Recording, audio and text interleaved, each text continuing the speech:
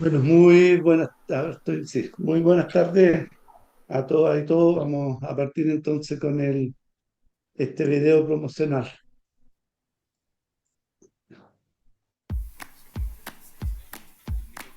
¿Por qué? Así. Bueno, Agdi ya cumplió una década. 10 años. 10 años. El ACDIS cumple 10 años. 10 años. Cumple 10 años. Agdis ya tiene 10 años. Ya terminamos el año 10. 10 años cumplidos. Y el desafío ahora es otros 10.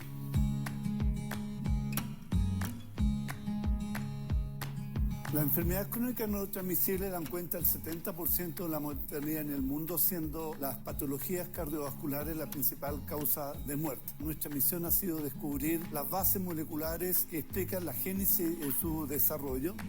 Dentro de nuestros logros figuran el descubrimiento de algunos reguladores de la función cardiovascular, sus alteraciones y nuevos métodos de tratamiento para mitigar su impacto.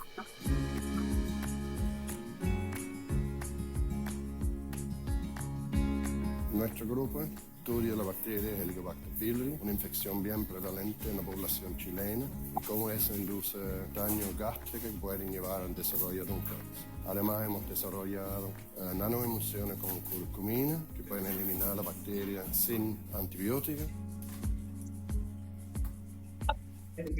Nuestra investigación busca marcadores de detección temprana para el cáncer gástrico, los cuales se encuentran en etapa de desarrollo para uso clínico. En paralelo también estudiamos otras formas de cáncer gástrico, las hereditarias e infecciones virales. Estos estudios se han traducido en implementación en pruebas genéticas en el sistema público.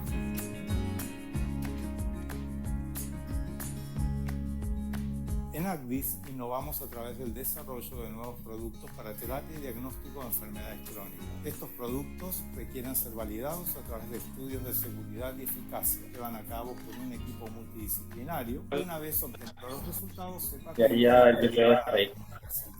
Bueno, claramente sobre la línea azul, porque la línea azul que es sería el equivalente del Manco es la primera corte de enfermedades crónicas en Chile, en la que se pretende seguir la historia natural de estas enfermedades. Durante estos 10 años estamos cubriendo factores de riesgo y protectores para estas patologías. Este estudio ha sido liderado por la doctora Caterina Ferrecho en la Universidad Católica de Chile. Durante esta década, nuestro centro ha impulsado un plan estratégico de comunicaciones y divulgación científica. Hemos realizado seminarios, eventos y alianzas con medios de comunicación. Nos hemos posicionado como referentes en enfermedades crónicas a nivel nacional e internacional.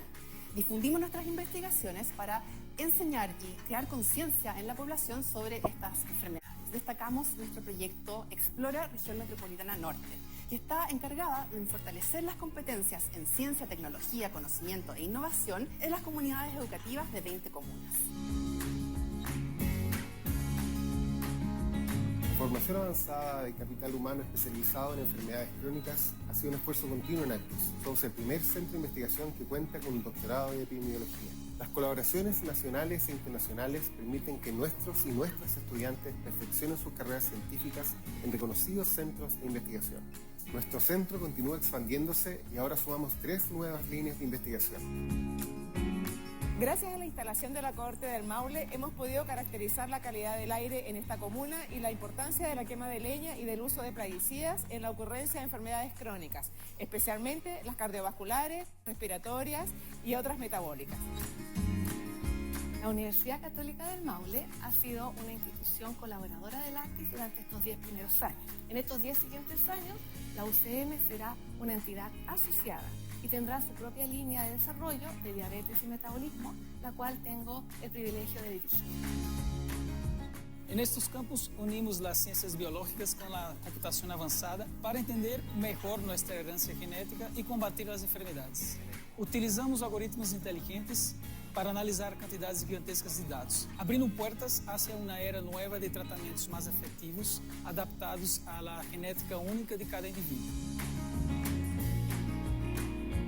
En nombre de las y los investigadores, colaboradores, estudiantes y profesionales de ACDIS, agradecemos estos 10 años de viaje por sus logros y aprendizajes. Al mismo tiempo afirmamos nuestro compromiso con la prevención de las enfermedades crónicas, la salud y el bienestar de nuestra sociedad.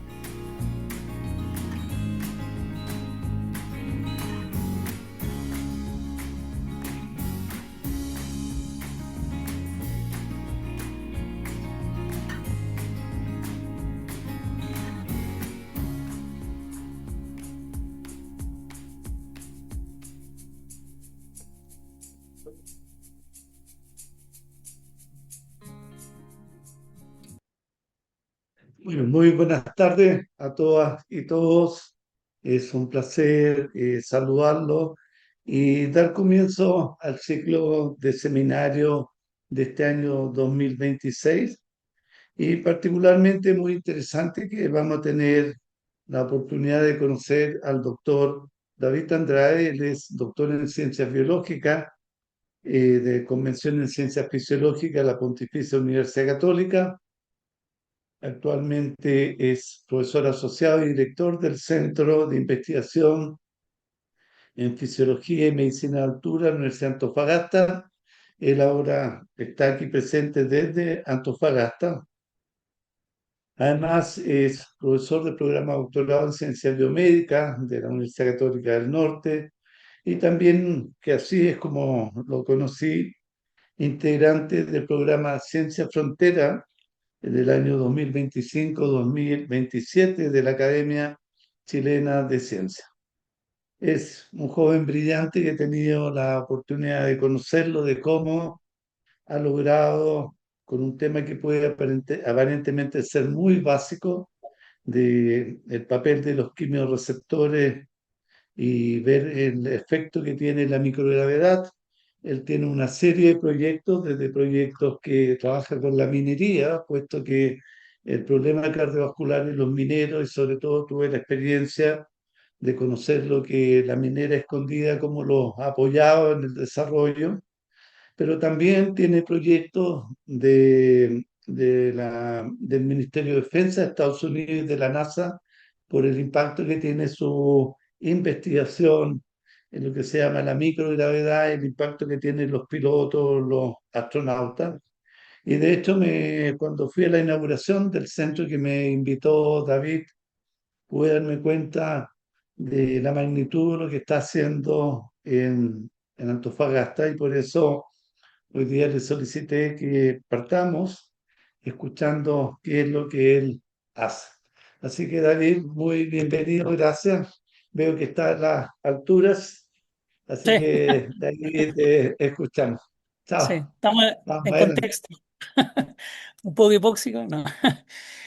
Bueno, como decían, primero, muchas gracias por invitarme al ciclo de seminario. El profesor Lavandero, como mencionó, yo lo conocí por el programa Ciencia Frontera y cuando inauguramos el centro oficialmente el año pasado, lo pudimos invitar y él pudo dar una charla magistral acá, una charla inaugural del Centro de Investigación en Fisiología y Medicina de Altura. Entonces ahora voy a compartir mi pantalla para, eh, no sé si me pueden confirmar si se puede ver. Entonces, Perfecto. ya, muchas gracias. Entonces, bueno, actualmente, como decía el profesor, soy profesor asociado en la Universidad de Antofagasta y dirijo este centro de investigación en fisiología y medicina de altura, ¿ya? Y como bien mencionaba, nosotros actualmente recibimos fondos de la empresa privada, así como también del Departamento de Defensa de Estados Unidos y ANID, que obviamente siempre, siempre está presente, ¿ya? Y bueno, recientemente igual adjudicamos un centro de investigación aplicada de ANID, el Cyber Physical System Research and Technology Center, que es el cual soy investigador principal dentro del grupo de los investigadores principales. Entonces igual hoy día podemos ampliar las cosas que tenemos y hacer. Entonces, como primera diapositiva me gustaría mostrar el centro donde nosotros desarrollamos lo que hacemos.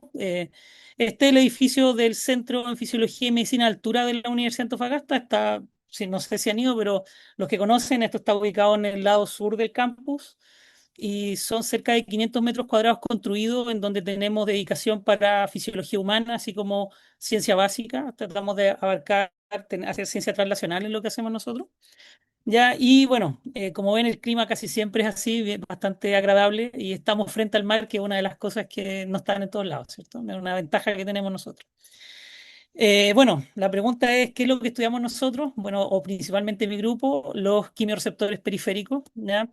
Los quimiorreceptores periféricos están ubicados en la bifurcación de la arteria carótida común. Aquí se observa el glomoide y este glomoide está compuesto por distintos tipos celulares y nosotros principalmente estudiamos las células glómicas, que son las que clásicamente se han identificado como sensores de oxígeno y se han propuestos, que son quienes responden primero cuando uno se expone a gran altitud, desencadenando hiperventilación, etcétera. No voy a hablar de los mecanismos de activación de la célula glómica porque no vienen al caso ya. Sin embargo, cierto, sí se sabe que cuando uno va a la altura y hay una reducción del oxígeno, estos quimiorreceptores se activan desencadenando lo que se llama quimiorreflejo, ¿ya? Este es un cuerpo carotídeo de rata y se puede observar cuando existe una activación de este órgano, cómo aumenta su actividad. Y bueno, es un receptor polimodal, responde a una gran cantidad de estímulos, como aparece acá, desde hipoxia, hipercapnia, cambios de pH, flujo sanguíneo, temperatura, glucosa. Nosotros confirmamos, no es que lo descubrimos, sino que confirmamos que igual son capaces de sensar lactato. ¿Ya? Y bueno, ¿qué es lo que se sabe? Perdón, ¿qué es lo que se sabe de esto? ¿Cierto? Que cuando se activan, genera dos grandes eventos, una hiperventilación y un aumento simpático hacia distintos órganos, pero donde más se ha caracterizado es hacia el corazón. ¿Ya? Como bueno, como van a ver dentro de mi presentación, nuestro grupo nos hacemos preguntas desde lo macro hacia lo micro y ahora estamos avanzando hacia lo micro, por si acaso, así que van a ver harta fisiología sistémica. Bueno, también se sabe, ¿cierto?, que cuando se activa el quimiorreflejo hay otro reflejo que se inactiva y jerárquicamente, aparentemente, el quimiorreflejo está sobre el barorreflejo ante ciertas condiciones de hipoxia, lo cual también desencadena este desbalance autonómico. ¿Ya? Y esto, bueno, nosotros entre que lo hemos demostrado y propuesto, ya donde hemos mostrado que cambios vagales inducidos por activación del quimiorreflejo pueden deteriorar la performance física independiente de los cambios de oxígeno en condiciones de hipoxia. Esto nosotros lo mostramos en roedores, pero colegas de la Universidad de Lausanne confirmaron nuestros hallazgos después en humanos. Entonces, bastante interesante porque nos da un target para poder modular estos reflejos y conservar la performance física en condiciones, por ejemplo, de gran altitud. Ahora, la pregunta es si nosotros vamos más arriba, más arriba, más arriba, ¿cierto? Por ejemplo, con un viaje orbital, ¿podrían ser los cuerpos carotídeos y el control autonómico también relevante? Una pregunta que nosotros nos hicimos como grupo. ¿Ya? Y bueno, aquí viene la parte del desarrollo humano en el espacio. O sea, se sabe que es esto es lo que uno espera en un tiempo más desarrollar. De hecho, está el proyecto Artemis, en donde se espera tener la primera base lunar, en donde se va a poder desarrollar minería espacial, va a haber trabajo en el espacio, en teoría, en el mediano plazo.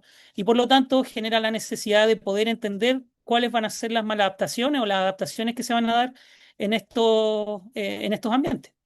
¿Ya? Entonces, disculpen. ¿Cuáles son los grandes problemas de ir al espacio? Más que estar en el espacio, son los fenómenos que ocurren después de volver del espacio.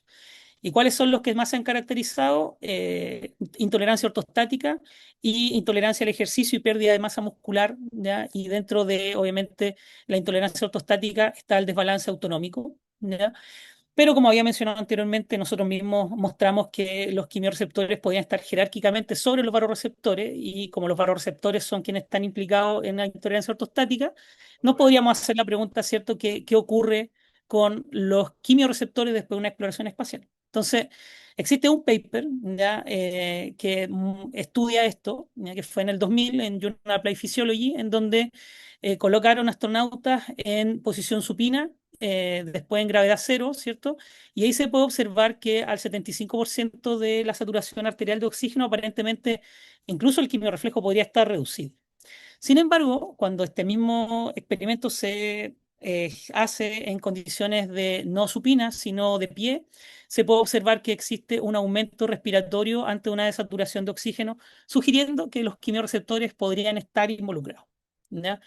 Y bueno, tomando en consideración este paper y toda la evidencia previa que teníamos, nuestra hipótesis actual de trabajo es que proponemos que en ambientes de microgravedad pueden alterar el drive del cuerpo carotídeo y del quimiorreflejo, afectando finalmente la performance física. Entonces, para poder primero nosotros resolver esta hipótesis, tuvimos que resolver ciertas preguntas. Entonces, la primera era, ¿cierto?, cómo nosotros si podíamos modular la función del cuerpo carotídeo. Y durante estos experimentos participaron Camila y Carlos. Carlos ya hoy día no está trabajando con nosotros. se cambió de trabajo, pero él fue quien partió, ¿cierto?, desarrollando esto con nosotros. ¿Y qué es lo que hicimos nosotros acá para poder modular la actividad del quimioreceptor? Utilizamos quimiogenética, utilizamos DREDs, en este caso inhibitorios, y como se puede observar acá, utilizamos dos virus, un adeno asociado, ¿cierto?, que está bajo el promotor de TH y sobreexpresaba la maquinaria de la CRE recombinasa, y un segundo virus que utilizaba el promotor de sinapsina humana y expresaba este DREDS inhibitorio, que es un receptor acoplado a proteína G inhibitoria, y bajo su gen reportero. Entonces, aquí se puede observar una foto de microscopía confocal en donde, como se observa, somos capaces de transfectar la célula glómica, todo esto en rata, no es ratón. Entonces, en las ratas ustedes saben que es mucho más difícil tener animales transgénicos, entonces tuvimos que aplicar esta estrategia, logramos infectar y además de eso, a través de un experimento clásico con cianuro de sodio, logramos, aquí se puede observar el animal control, la actividad del nervio carotidio, cómo aumenta en presencia de cianuro y con CNO no ocurre nada, que es la droga que activa al DREDS, pero los animales transfectados, la actividad del nervio ya no se podía observar en presencia de CNO. Como se observa aquí, ya no hay diferencia significativa. Por lo tanto, esto demostraba que podíamos reducir la actividad aferente. Sin embargo, al ser un reflejo, un arco reflejo, teníamos que confirmar que la actividad aferente también estaba reducida. Y eso lo observamos a través del cambio respiratorio y se puede observar acá que el animal es control, es cierto, con CNO no hay mayor diferencia. No obstante, con los animales que estaban infectados, ¿cierto?, podíamos ver que éramos capaces de reducir el reflejo completo. ¿Ya? Por lo tanto, podíamos modular el quimiorreflejo desde el punto de vista inhibitorio. Entonces, después de esto, nosotros dijimos, bueno, si logramos hacer esto, tenemos que lograr hacer lo contrario, o sea, activarlo. Y para esto utilizamos la misma tecnología, ¿cierto? Pero ahora con un DREDS excitatorio. Entonces, ahí está, ¿cierto? Nuevamente que logramos transfectar, ¿ya? Y ahí se puede observar el cambio de la ventilación en función, ¿cierto?, de este seno. Entonces, con esto nosotros ya podíamos confirmar que podíamos modular la actividad del quimioreceptor y por lo tanto llevarlo a cualquier condición en donde éste esté aumentado o reducido. Entonces, la siguiente pregunta era si el quimiorreflejo estaba alterado después de una microgravedad simulada, ¿ya? Nuestro objetivo fue caracterizar el efecto primero de la microgravedad sobre estas variables, en este caso en rata, y ya para esto utilizamos dos grupos experimentales. Aquí volvemos a tener a las personas que trabajan con nosotros, ¿cierto? Y se suma, en este caso, un estudiante de pregrado de medicina que actualmente trabaja con nosotros, ¿ya? Y ¿qué es lo que observamos nosotros? Primero que en microgravedad había una pérdida de peso, que eso está bastante descrito. Aquí esto casi no es nada novedoso porque llegamos más o menos a confirmar las cosas que ya se habían observado, una pérdida de masa muscular, una pérdida de fuerza también. Y además también observamos una pérdida del consumo peak de oxígeno en estos animales. Entonces, ¿cómo se puede observar acá? Además de eso, nosotros fuimos a caracterizar lo que le ocurría al barorreflejo, porque si la intolerancia ortostática dependía del barorreflejo y esta interacción quimio-baro, entonces nosotros lo fuimos a estudiar, lo hicimos a través de fenilefrina y SNP. Entonces, como se puede observar aquí, ante el mismo cambio o prácticamente un cambio muy parecido de presión arterial, existen cambios, diferencias en la respuesta en frecuencia cardíaca. Como se observa ahí, o sea, tenemos un barorreflejo que prácticamente es inexistente, ¿ya? Explicando más o menos por qué la gente tiene intolerancia ortostática después de un periodo de microgravedad. Entonces, la pregunta fue después qué le hicimos, qué le pasó al quimiorreflejo. Entonces, nosotros evaluamos el quimiorreflejo a través de un estímulo hipóxico, pero en una cámara de hipóxico hipovarica. Entonces, manteníamos la FiO2 constante, pero cambiamos la PiO2 al 60 milímetros de mercurio, simulando más o menos 5.500 metros. Y observamos, ¿cierto?, que los animales, ¿verdad?, micro-G, pre-micro-G, ¿cierto?, y CHAM respondían de forma similar.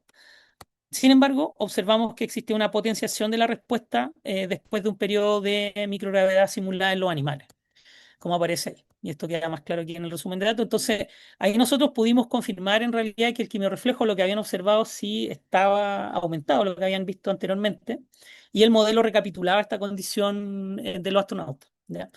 Ahora, nosotros utilizamos hipoxia hipovárica y por lo tanto la pregunta que queríamos también resolver era si el quimiorreflejo se había sensibilizado a hipoxia o a hipovaria después de este periodo de microgravedad simulada.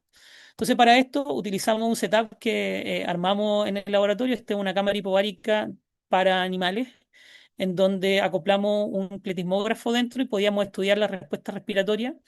Y quisimos estudiar hipoxias hipováricas e hipoxias normováricas, como aparece aquí sus características, tratando de llegar, ¿cierto?, tratar de hacerlo comparable.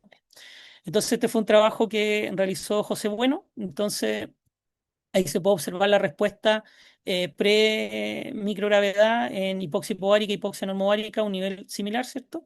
Y ahí se puede observar el post-micro-G, en donde se ve claramente que los animales en realidad tienen una respuesta potenciada a la hipoxia hipovárica y no hacia la hipoxia normovárica, lo cual a nosotros nos sugirió, ¿cierto?, que ahora el cuerpo carotídeo como órgano, no un ente molecular particular, podía estar funcionando como un mecanosensor.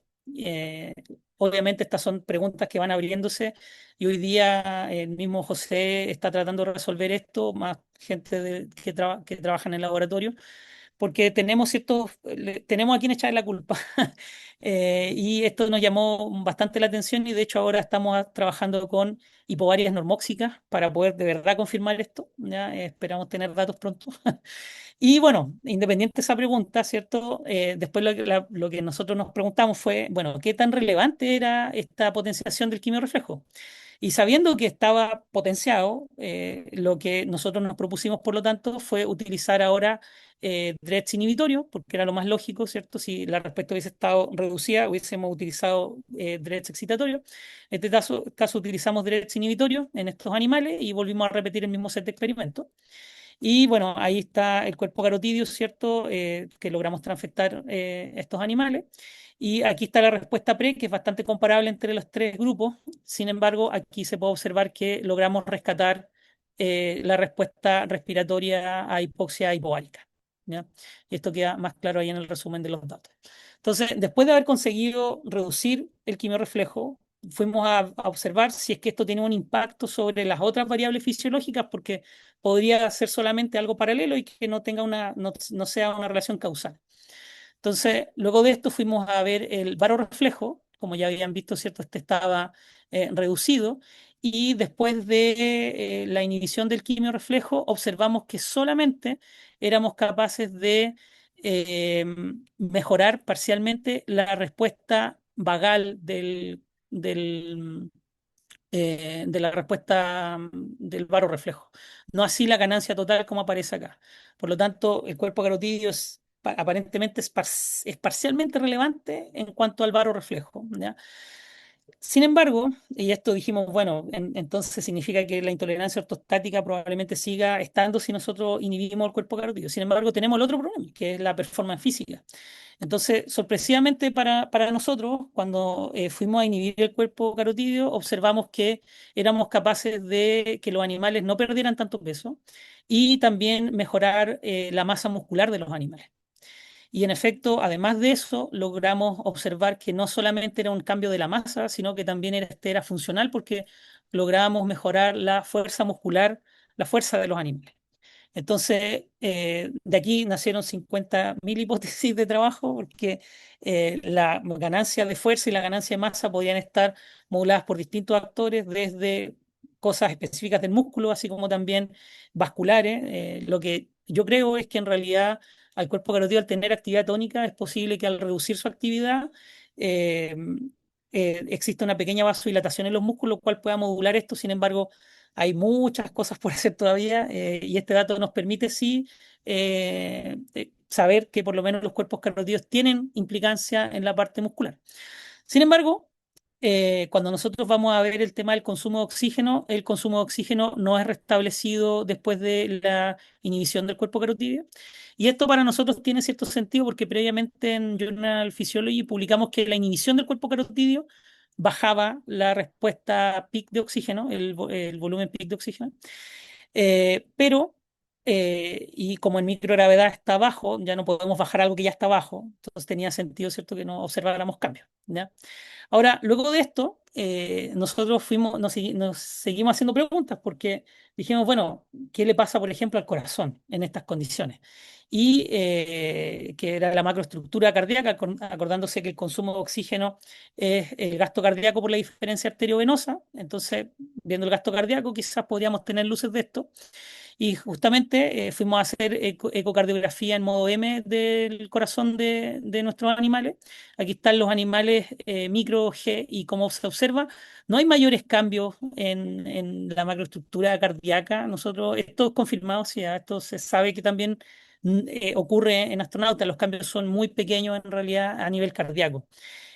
Sin embargo, la doctora Zuli Pedroso, que no sé si ella ha mostrado que la microestructura cardíaca sí cambia, ¿ya? En animales sometidos a microgravedad, ¿ya? Por lo tanto, la función cardíaca igual podría estar alterada, ¿ya? Ahora, cuando nosotros inhibimos el cuerpo carotídeo, observamos solamente que hay cambios en ciertos volúmenes, como aparece aquí, y esto muy posiblemente está asociado a la reducción o a los cambios autonómicos cardíacos, ¿ya? Pero probablemente a nada más que eso, ¿ya? Ahora, otra pregunta, ¿cierto? Porque también uno cuando trabaja en temas de microgravedad, nosotros no tenemos que pensar en cosas que pueden ser realistas. Entonces, ¿qué otra estrategia nosotros podemos utilizar para mejorar la performance muscular después de un periodo de microgravedad o la performance física? Bueno, el ejercicio físico es una estrategia archiconocida y ahí están quienes parte, no todos obviamente, pero hay, o sea, no son solo ellos, son más personas, quienes están asociados a los experimentos de fuerza muscular. Aquí se suman dos personas más, ¿cierto? En este caso, Byron, que es estudiante de doctorado de la Universidad Católica del Norte, y Alejandro, que también es estudiante de medicina. Y ahí se puede observar que es esperable, ¿cierto? Que al hacer ejercicio el músculo de los animales crezca, que la fuerza también aumente. Sin embargo, volvemos a caer en el mismo problema que el consumo de oxígeno, así también como la cinética del consumo, que es la parte lineal del consumo, no se modifican significativamente. Seguimos todavía con esa pata coja, como dicen, que no logramos todavía resolver la parte del consumo, cómo mejorarlo, ¿ya? Claramente el cuerpo creativo yo creo que no tiene nada que ver acá, pero hay que seguir investigando y observar si es que podemos tener algún cambio. Ahora, junto con esto, nosotros también fuimos a estudiar el metabolismo de los animales, porque el ejercicio tiene un efecto metabólico, y para esto nosotros hicimos respirometría y estudiamos hicimos una tasa metabólica basal de nuestros animales, y observamos que el gasto energético en reposo no hay mayor diferencia, ¿ya? Si es que hay algún cambio, está asociado a los cambios de masa de los animales. Sin embargo, sí llama la atención que tanto aumenta el consumo de carbohidratos y se reduce el consumo de grasa, así como también el cociente respiratorio aumenta, y esto obviamente asociado al cambio de oxidación de grasa y oxidación de carbohidratos. Entonces, la pregunta después fue, bueno, si tenemos alteraciones que están relacionadas a variables metabólicas, obviamente aquí el ejercicio lo restablece, ya no lo mencioné. ¿Qué cosa podía unir en este caso los cambios de la masa muscular y el cambio de metabolismo?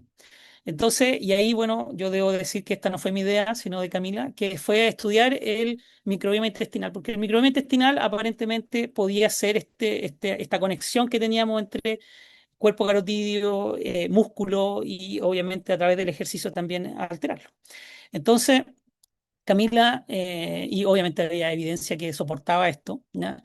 Y en este caso Camila, junto con Alexis Sepúlveda, que él es otro estudiante de doctorado, pero de la UFRO, no, trabaja con nosotros vía online, el maestro de la parte de informática, y Cristel Paredes, que es la encargada, ¿cierto? Y trabaja junto con Camila, en donde fuimos a estudiar los efectos que podía tener el microbioma, y se puede observar, nosotros hicimos recolección de heces antes y después del periodo de microgravedad y con los animales entrenados. Y como se puede observar aquí, nosotros vimos cambios. Primero, el microbioma está alterado, como se observa aquí por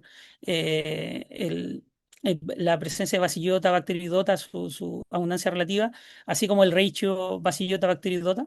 Y como se puede observar, el ejercicio físico tiene un efecto significativo sobre esto, ¿ya? Y de hecho, nosotros hicimos algo que se llama predicción funcional, o sea, tomando las especies de bacterias y asociarlas a alguna ruta metabólica. Y observamos, ¿cierto?, que durante los animales en microgravedad aparentemente tienden a aumentar las especies de bacterias asociadas a estas rutas metabólicas, y el ejercicio normaliza esto. Nosotros pensamos que este efecto es muy posible que esté asociado a una cosa compensatoria por la misma pérdida de la masa, ¿ya? Sin embargo, obviamente eso tenemos que confirmarlo.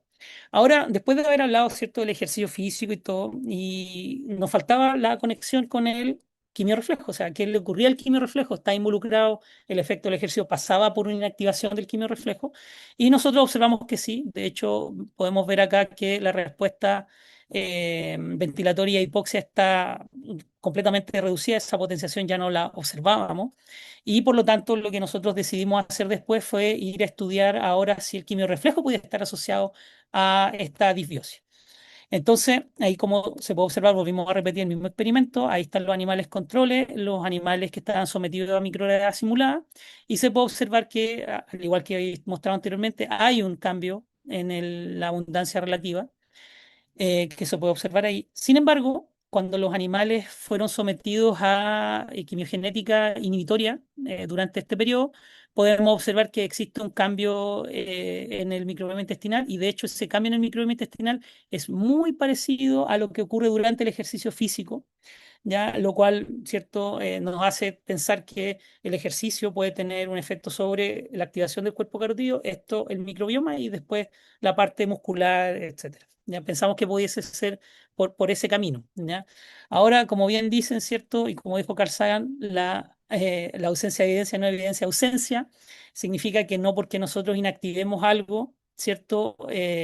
Al activarlo va a ser un mimic, ¿cierto?, de la condición, y por lo tanto hicimos quimiogenética para activar el cuerpo carotídeo. Y ahí fue bastante interesante porque lo que observamos es que no había cambios significativos. O sea, la sola activación del quimiorreceptor periférico no no es suficiente para alterar el microbioma intestinal. Sin embargo, este sí es necesario para producir el cambio en condiciones de microgravedad.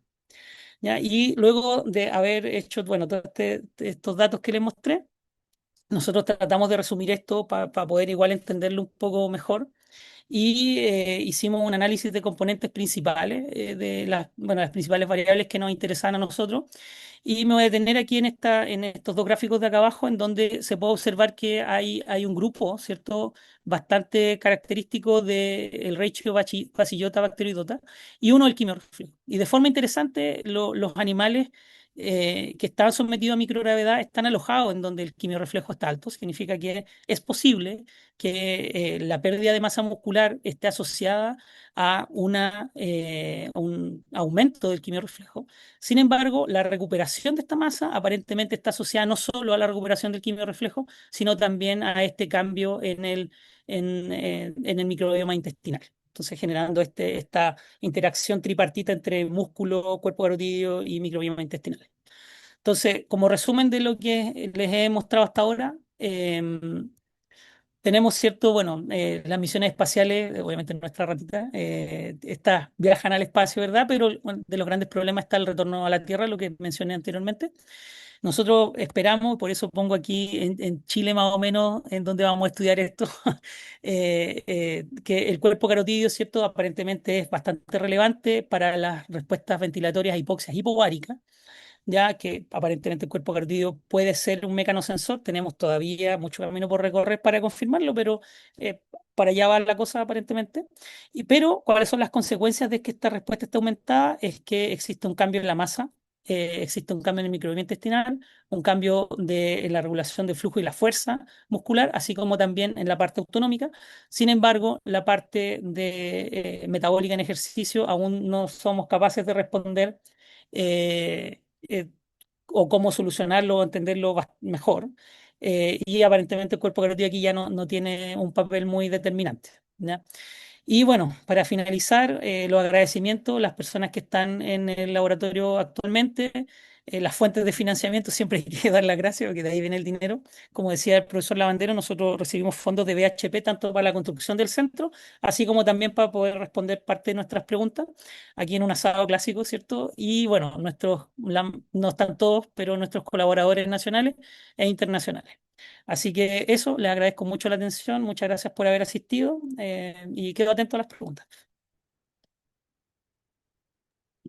Bueno, David, muchas gracias por tu presentación y también por lo ha hecho bien sucinto. Y bueno, vamos a hacer varias preguntas, así que felicitaciones. La primera pregunta la voy a partir yo mientras deciden hacer otra.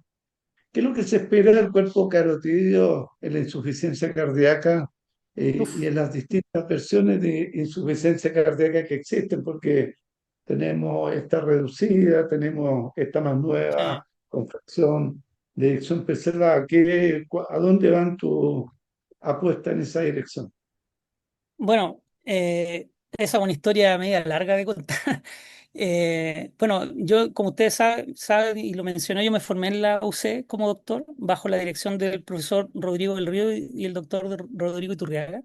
Y bueno, Rodrigo, en realidad, yo hice mi doctorado en falla cardíaca, básicamente, de fracción eyectada preservada, y aparentemente, ya en este modelo que nosotros ocupamos, que era de aumento de volumen, de precarga cardíaca, el cuerpo carotídeo no era tan relevante, sino eran los quimiorreceptores centrales. ¿Ya? Sin embargo, sí demostramos que la intolerancia al ejercicio sí podía estar asociada a los cuerpos carotídeos. Y esto tenía cierta lógica porque no todos los pacientes responden igual en ejercicio. O sea, los pacientes con falla cardíaca no responden todos igual al ejercicio. Algunos, de hecho, pueden tener incluso efectos negativos. Entonces, y nosotros mostramos que esto podía estar pasando a través del cuerpo carotídeo. Ahora, en fracción eyectada reducida, está archidemostrado que el cuerpo carotídeo es relevante, lo han hecho hasta en humanos, de nervaciones, de verdad muy relevante. Es un órgano que voy a tomar las palabras del profesor Iturriaga, ha tenido como tres respiros grandes en la vida, o cuatro probablemente, asociados a hipertensión arterial, asociados a falla cardíaca, y ahora nosotros esperamos que también darle otro respiro más asociado a temas de microgravedad y desuso muscular, que básicamente lo que hacemos nosotros es un modelo de desuso muscular. Yes, muchas gracias. Hugo y Mario Chong. Gracias, Edith, súper interesante. Llegué un poco tarde pero súper interesante. Yo tengo dos preguntas. Una es, porque yo soy cardiólogo, así que conozco algo del reflejo, digamos, y unas cosas que tiene el reflejo y que por eso nos sirvió el REOS, que era este aparato que estimulaba el cuerpo cardíaco a bajar la presión, es porque se adapta muy rápido. Al cabo de un par de días, ¿cachai? Sí, Desaparece el efecto, se resetea finalmente. sí. Entonces, ¿cómo compaginamos este reseteo que lo hace en un par de días, digamos, con los cambios observados en exposición más crónica? Y la otra pregunta es con relación al modelo, porque claro, el modelo de suspensión cefálica, caudal, digamos, Sí, repite algo de la microgravedad, ¿no es cierto? La distribución sí. cefálica del fluido, el desuso obviamente de la extremidad, pero igual las extremidades anteriores están con carga. No, no es exactamente igual. De hecho, digamos, el No. remodelado cardíaco sí existe en astronautas, digamos, y no se ve efectivamente en el modelo de elevación de piernas. Entonces, me da vuelta porque tu hallazgo músculos súper interesante, pero decía, Sí. ¿no será que estamos viendo estrés simplemente? Que este sea un modelo de estrés y corticoides altos y que eso es lo que estamos viendo finalmente sea eso la causa del cambio en el microbiota, de la pérdida de músculo. Claro. Ya, excelente preguntas. Muchas gracias por las preguntas.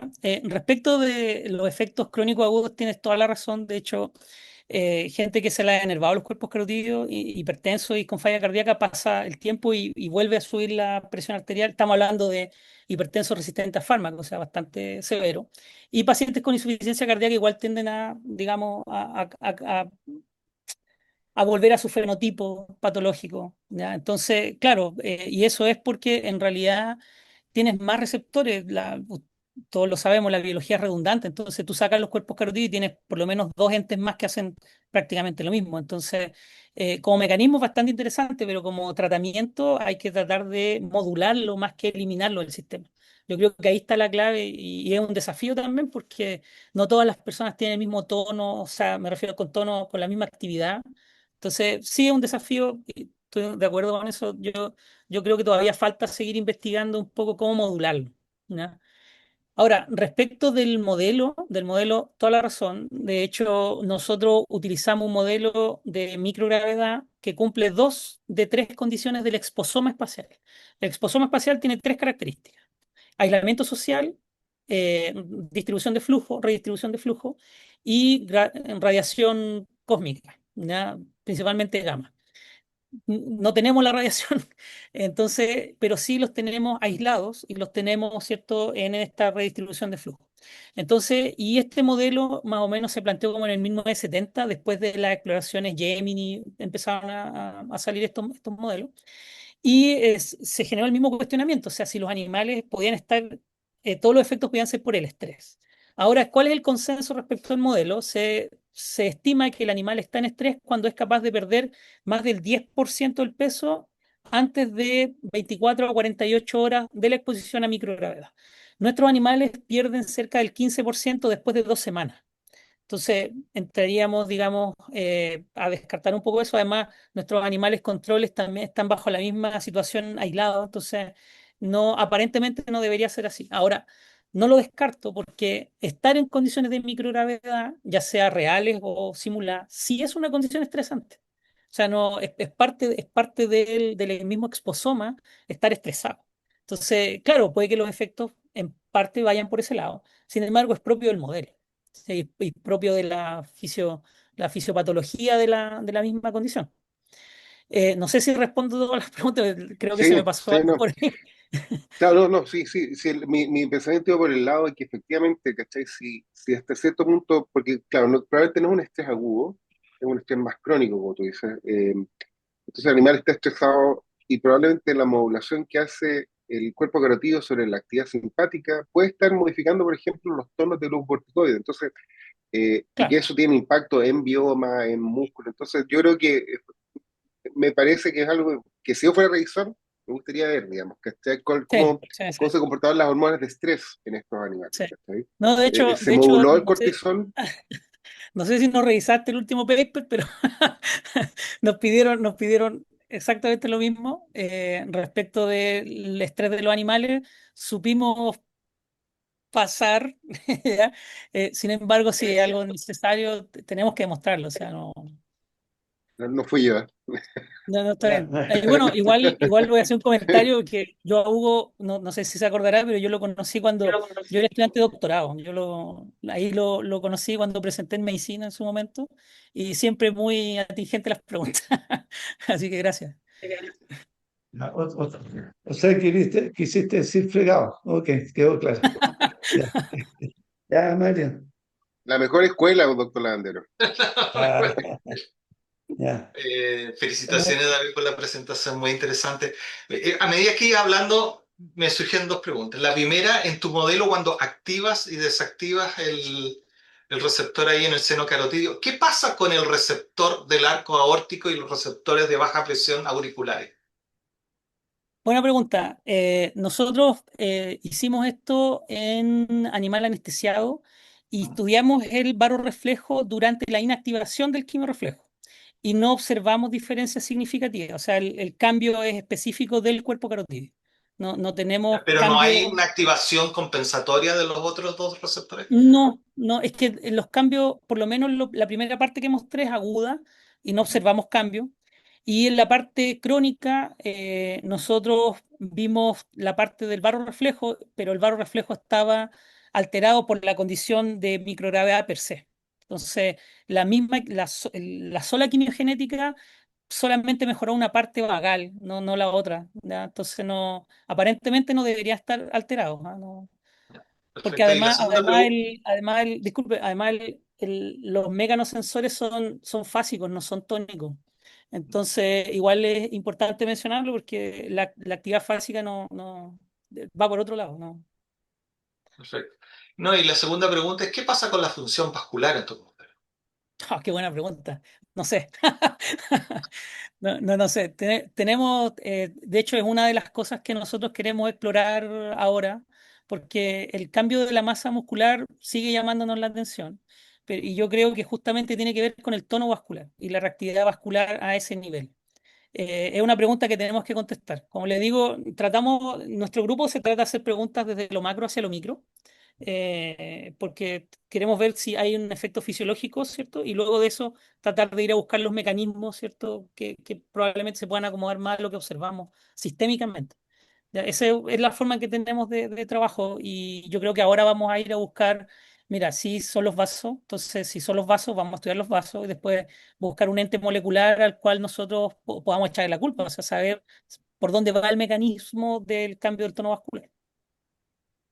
Y Gracias, David, doctor. estoy pensando que como no toda la gente es experta en el tema y desconoce lo que ocurre con los mineros en la altura, tal vez podría un poco contar cuáles son los efectos que tiene la altura sobre el sistema cardiovascular y por qué una empresa privada está interesada y que también nos cuente los secretos, cómo Sí. lo lograste.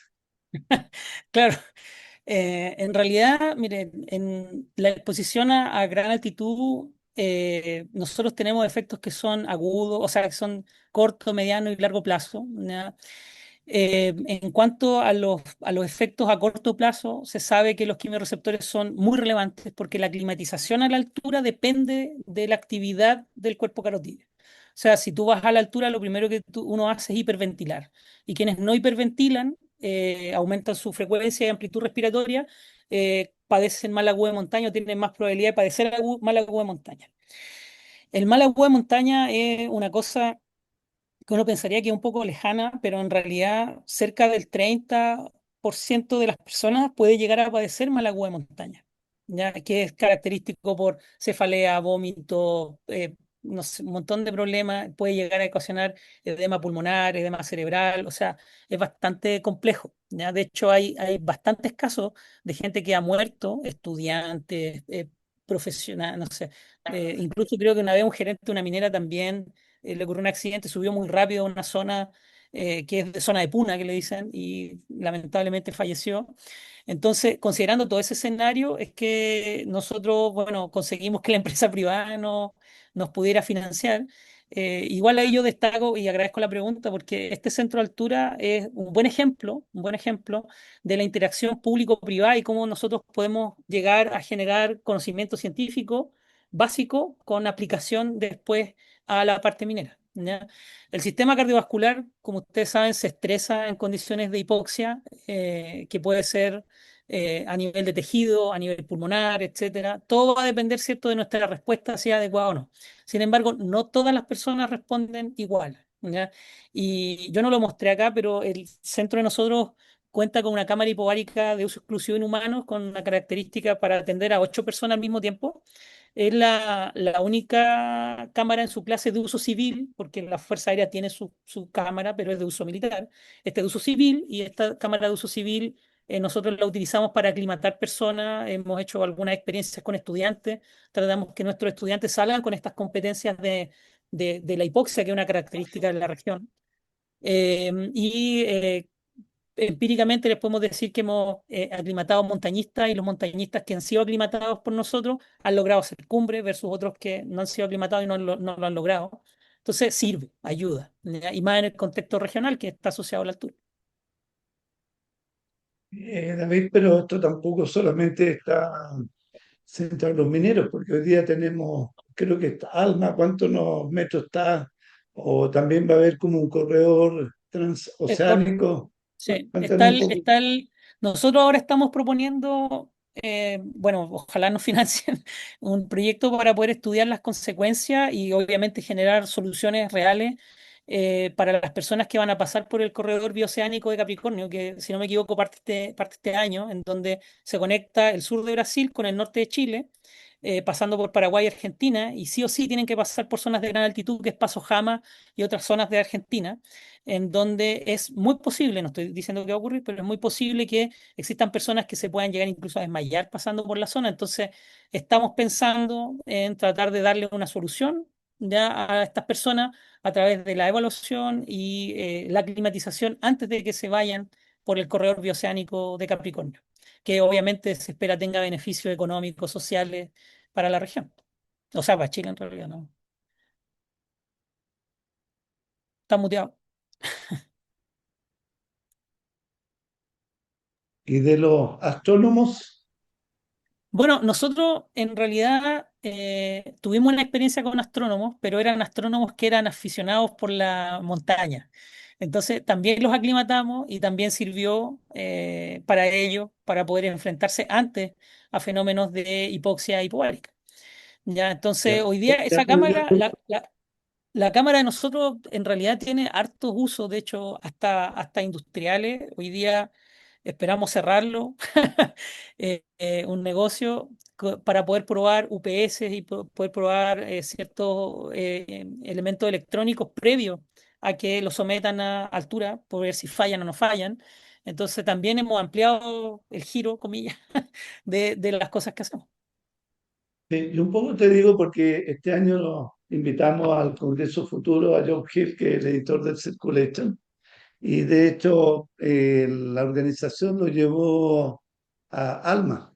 Y ahí me Mm, enteré que Alma en realidad, no sé, creo que está a 5.000 metros, y más o de menos, hecho a todos los que iban les colocaron un una tanque de visera con oxígeno. oxígeno. Y también él llevaba acetosalamida, me dijo, porque sobre todo él con la señora parece que habían leído y Sí.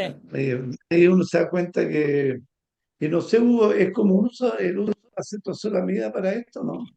Sí, sí, Se de preconizó, hecho, pero el sí, efecto se es medio popularizó. discreto, ¿no?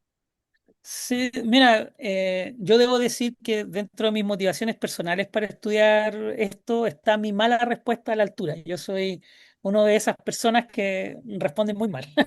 Entonces sí, yo por lo menos he tomado acetazolamida, me ha servido, me ha aclimatado en la cámara previo a ir a hacer cosas a la altura también. Sin embargo, yo creo que una aclimatación previo a subir es mejor que medicarse. Obviamente requiere más tiempo, ¿ya? Pero sí, yo creo que hacerlo de esa manera es mejor. La acetazolamida, de hecho, en algún momento, yo ahora no recuerdo bien, pero tiene algunos efectos contraindicados. De hecho, se propuso utilizar metazolamida, no acetazolamida en su momento, pero sí se utiliza bastante. De hecho, y sin supervisión médica, es complejo. Yo diría que es complejo. Yo me la jugaría más por aclimatarme Ah, que tomar un fármaco que no está, digamos, recetado. Sí.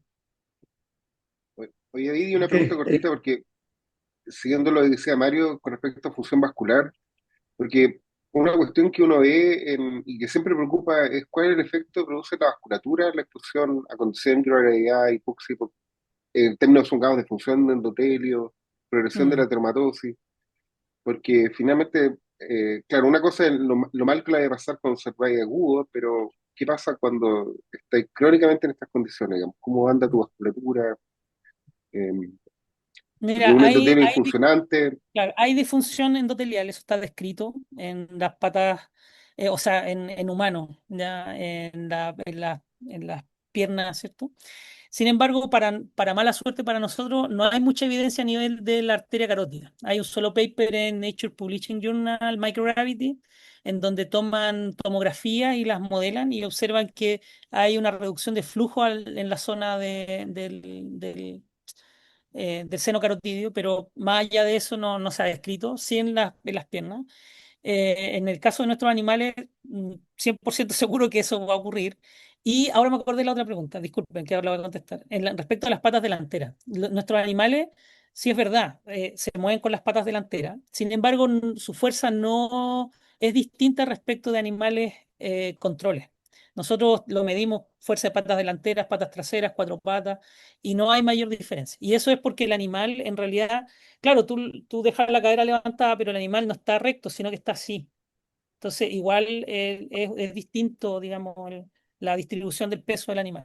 ¿Ya? Me acordé de repente. ya, una pregunta sobre todo a los jóvenes que están presentes, que no solamente después digan los viejos, preguntan. Ya. Oye, Pregunta, gracias por las preguntas. ¿Eh? nada de nada, están preparadas igual, así que no te preocupes. Ya.